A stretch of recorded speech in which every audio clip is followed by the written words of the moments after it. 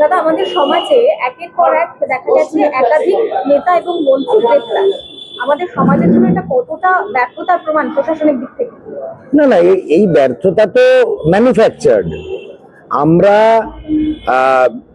কালো টাকা রোজগার করব, 2 নম্বরই পয়সা কামাবো, এই মানসিকতা নিয়েই তো বর্তমান শাসক দল যারা 2011 সালে ক্ষমতায় এসেছিল পরিবর্তনের ডাক দিয়ে, তারা তো মনে মনে জানতো যে আমরা ক্ষমতায় আসার পর যথেচ্ছভাবে টাকা পয়সা চুরি করব, তারপর মানুষের জীবন জীবিকা চাকরি বাকরি বিক্রি করব, কোনো পথটাই ছেড়ে রাখবো না যেখান থেকে রোজগার না হতে পারে।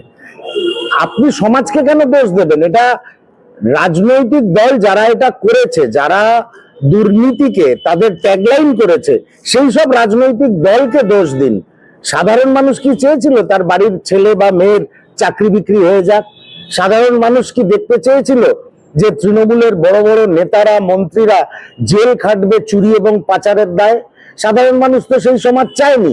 এই সমাজটাকে এই জায়গায় আজকে ট্রেনে করে গেলে যদি বলেন যে আপনি পশ্চিমবঙ্গ থেকে, মানুষে জিজ্ঞেস করে ও এখন কোন কোন মন্ত্রী জেলে আছে, তাহলে আপনি বাংলার সমাজটাকে নিজেরাই তো এই জায়গায় নিয়ে এসছেন।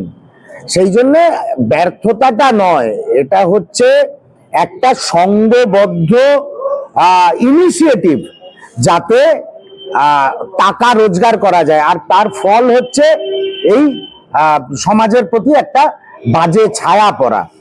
পশ্চিমবঙ্গের বা বাঙালি সমাজের ওপরে আজকে যে বদনাম, তার জন্য দায়ী বর্তমান শাসক দল, এবং এতে কোনো সন্দেহ নেই তারা ইচ্ছাকৃতভাবে এটা করেছে পয়সা রোজগার করার জন্য। না না, ওনার তো একটা হ্যাবিট আছে। মমতা বন্দ্যোপাধ্যায়ের একটা হ্যাবিট কিরকম জানেন?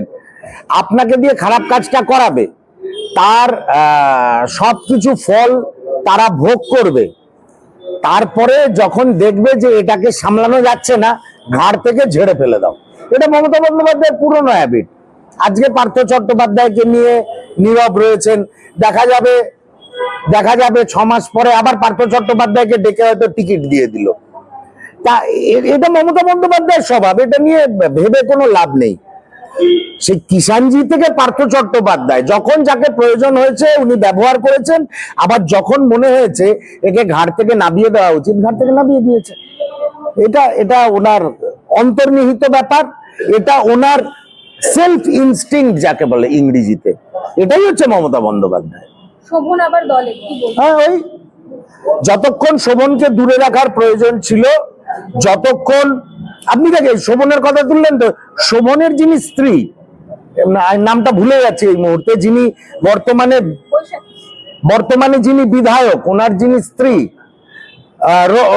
রত্না চট্টোপাধ্যায়কে বিধায়ক করেছে। এবার দেখবেন শোভন বৈশাখী চলে এলো, রত্না চট্টোপাধ্যায়কে তখন প্রয়োজন ছিল, এখন আর রত্না চট্টোপাধ্যায়কে টিকিট দেবে কিনা আমার সন্দেহ আছে। মমতা বন্দ্যোপাধ্যায় এইভাবেই সরিয়ে দেন, প্রয়োজন মিটে গেল।